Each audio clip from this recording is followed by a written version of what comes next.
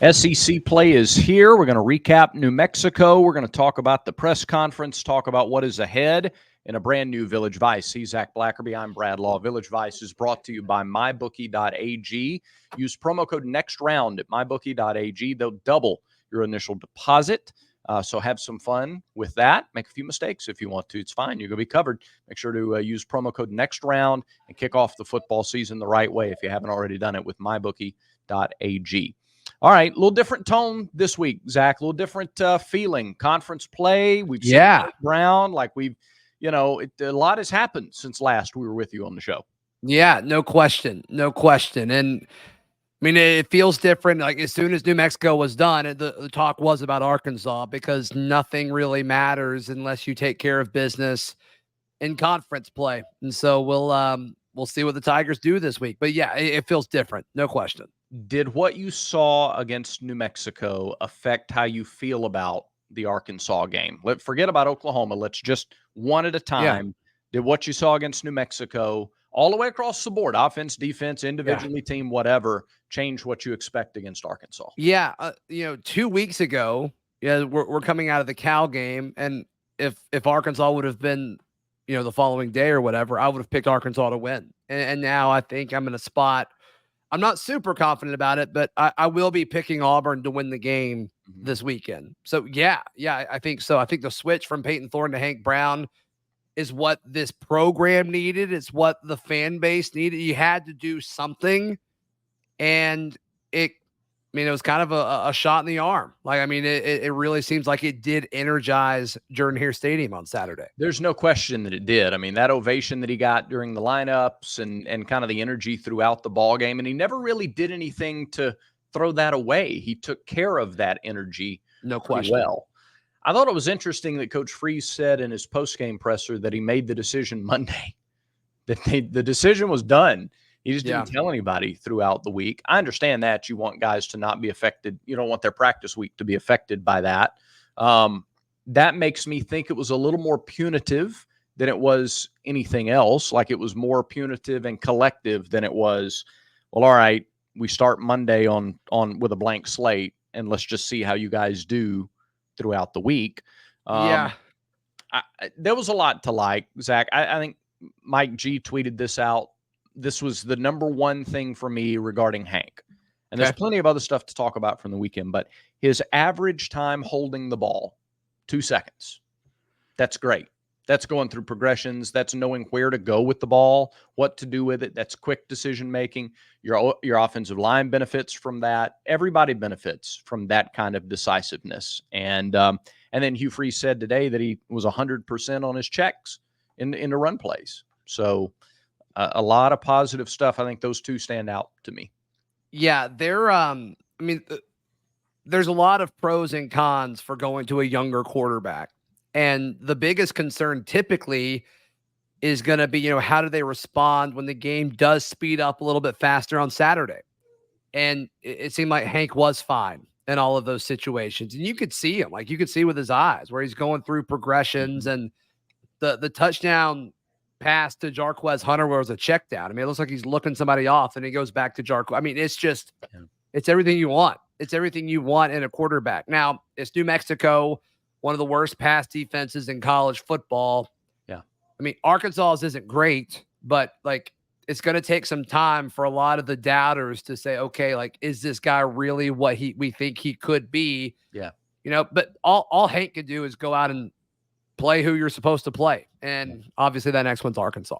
Right. And we said the same thing about Peyton in week 1 against Alabama A&M. I asked you earlier today, and not in again, this is not to, dump on anybody, but if Peyton went out and went 17 for 25 for 235 yards, 4 touchdowns, no picks against New Mexico, would that impact the way they feel about the game against Arkansas? Probably not, but it's not just about the stat line. The touchdown pass to open the third quarter to Micah Riley, that was a situation where you don't want to throw the ball too quickly. There was some pressure off the edge. He had to roll out, and he had to wait long enough for Micah to come out of the break and get a little separation in the back of the end zone. And he did that. Little things like that throughout the ball game. I think it's been talked about with the pass to Sam Jackson where he had a guy in the flat and actively baited the defender to come up and take the guy in the flat and then threw it over the top of him toward the right sideline to Sam. Things like that are really encouraging to see no matter the opponent. Yeah, and it's not just if Peyton had the same stat line. I said this on another show, Brad, but like you can say it's fair or not. I don't care. But like the context of how I'm going to talk about these quarterbacks is going to be different because the expectations on Hank Brown are different than the expectations placed on Peyton Thorne. Peyton Thorne was a transfer. This is his 4th year as a starting quarterback going into the season. You should expect more from him. Okay. Hank has played. He started in 1 game.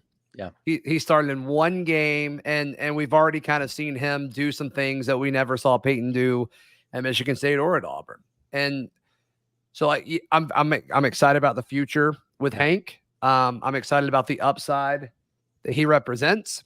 But for folks kind of saying, well, like, oh, well, it's just New Mexico. Sure, but like you could say that if it was Thorne, but it wasn't Thorne. It was somebody making their first start, and he looked really good. Yeah, and you could also argue that Peyton could have, like, you play differently against Cal, and we're not even having this discussion. So I understand, I get that too. For the sake of just fun, critical thinking, this is a little bit of a sidebar. Okay. On the subject of different expectations depending on the year of the quarterback, isn't though the expectation just you got to win the game? Because if you lose the game, regardless of what the stat line is, or if you win the game regardless of what the stat line is, you're going to get the credit for the win. You're going to get blamed for the loss. Like some of it, you're going to wear. So how much do the expectations change pending the win or the loss in the game? Does that make sense? Does that question make sense? Like if Auburn would have lost to New Mexico? No, I mean, in general, how much do your expectations for your quarterbacks change outside of winning and losing the game?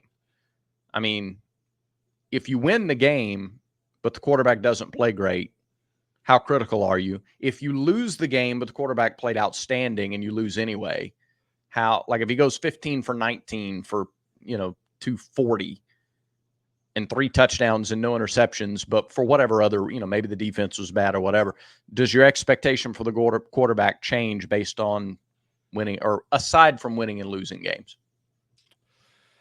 Maybe that's not a good question. It took me a second to figure out what you're asking. If Jarquez doesn't fumble against Cal, let's say he breaks that run for a touchdown, and Peyton's stat line is still the same, is he pulled? In this scenario, let's say Auburn wins. Auburn beats Cal. Peyton's still responsible for 4 picks. Yeah.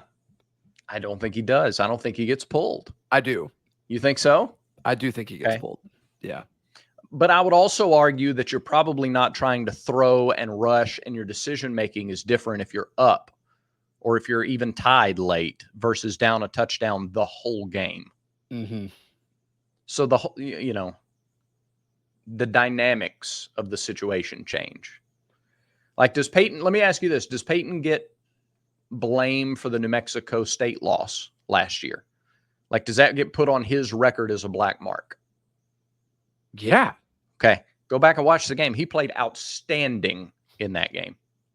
He was outstanding. He wasn't just he wasn't. Yes, he was. You don't play outstanding and lose to New Mexico State, Brad. You do when you have like 30 false start and holding penalties and the defense can't get off the field. Again, this is not, listen, let me tell you what I am. I am an Auburn sympathizer. I'm not one player over another or anything like that. So right now I'm a Hank Brown guy because Hank Brown's the starting quarterback. So let's don't start he's a this guy or that guy. I'm an Auburn guy. But if you go back and look at that game, Peyton played great. Team lost the game though, so he gets saddled with it. Go back and look at the penalties. Go back and actually watch the game and see where the penalties happened.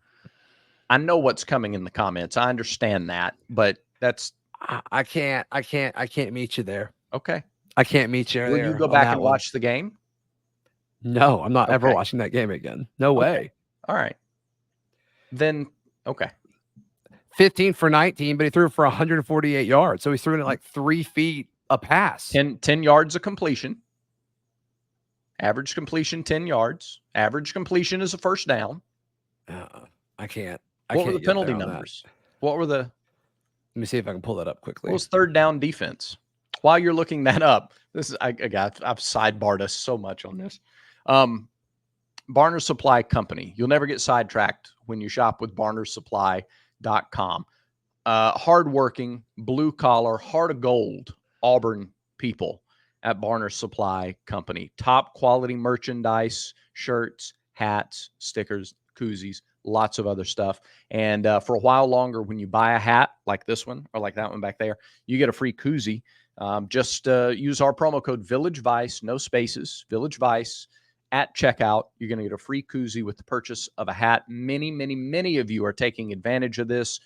Make sure that you are next to do it and buy some Barner Supply gear for your loved ones as well. Gift giving season's coming.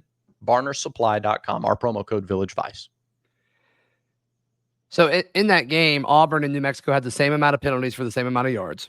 Mm-hmm. And Auburn was 2 of 10 on third down. What was New Mexico State? On third down? Mm-hmm. 6 of 12. What was the average third down distance for Auburn on third down? That's what I'm saying. That's why. And so we talk about it on both sides, either good and bad. The stat line alone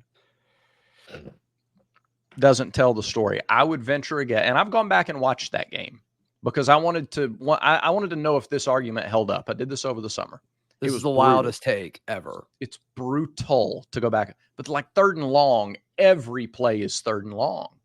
Because on first, there's a hold, or there's a false start, or there's an illegal formation, or there's some other issue. I forgot how incredibly upset we all were at the offensive line after that game. So that's my take. That's my very wild sidetrack take. I love how you open the show with it's conference play. Yeah, I know. We're excited. Yeah. Hank looked great.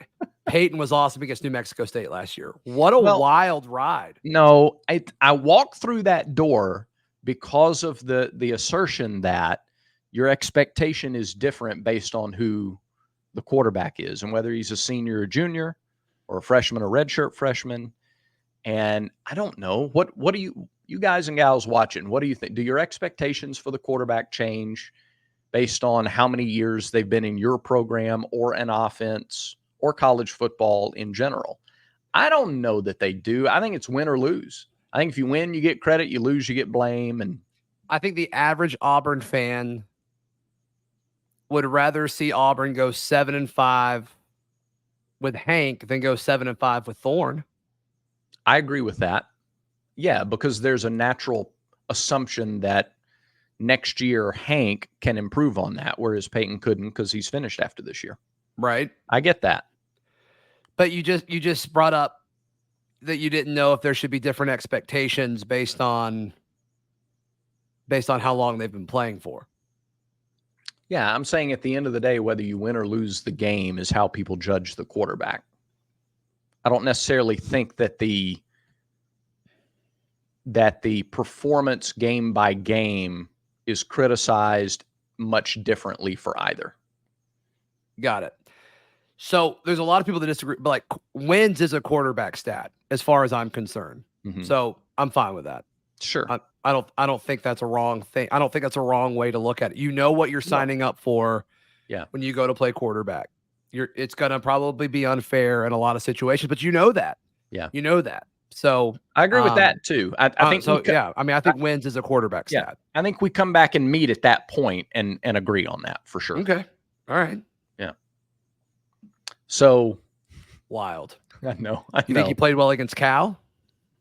Do I think Peyton played well against Cal? No, absolutely not. I just was so not ready for that. That was crazy. Yeah. That was not crazy. a soul who thinks he played well against Cal. Nobody would assert that either. Man, that's wild. There's a whole lot of space between those two takes. Those are not the same take. I know. I'm being dramatic. There's that's a long bridge. I know. Okay. I just was not ready for that. That's not where I thought you were going. All right. Peyton Thorne, you've got me shook now with that whole topic. It's not where I thought this has been a terrible show. So all right, let's talk about some of the stuff that Freeze said today at the press conference. Said that Kay and Lee will probably be back this week. I think that's huge for the defense. Good. Yeah. They needed them. They needed them for sure. I thought that was telling. He was obviously very high on Hank, which checks out. That makes sense. Yep. He was high on the offensive line, which when you don't have to block for as long, you're going to look better, especially with Too Tall being out. I think that was great. Agreed. Then he was very high on Arkansas, which I guess isn't surprising. Yeah, I do think Arkansas is better. And he said it started with their offensive line being the most improved unit. It's amazing what kind of difference that can make from one year to the next. Your offensive line takes a step forward, and that's going to be big. I'm really interested to see Auburn's D-line match up against the Arkansas offensive line. I think he alluded to it in his press conference today, but some of the coverages, just the scheme you saw against New Mexico, will not be the same scheme that you see against Arkansas. I don't think they're going to leave the middle open as much as they did against New Mexico. You can't. Jaquindon Jackson will run for $150 if you do that. Right. So, that's probably the matchup I'm most interested in seeing on that side of the ball is D-line against their O-line. Yeah, it's going to be crucial. And does Auburn do the same thing defensively on the defensive line with 3 down linemen and then playing your edge rushers off the line of scrimmage? I don't see how you can do that against Arkansas. Yeah, I thought it was a really smart scheme against New Mexico. Why? Because you've got a quarterback there who spreads the field, an offense that runs east to west a lot, and they were much more concerned, it looked to me, with containing his running ability. They were more concerned with that than they were, trying to sack him.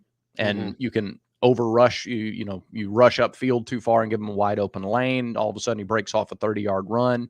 And they weren't as concerned about the running back up the middle either. And New Mexico was able to get, so because of that, guys like Keldrick Falk and Jalen McLeod are way further out wide, because if something breaks and the quarterback all of a sudden gets a little leverage to try to go wide and go upfield, those guys can close and make a play out in space further from the ball than they would in a typical pass rushing situation. So bless you. Oh, man. I'm falling apart. That take was nothing to sneeze at again, Zach.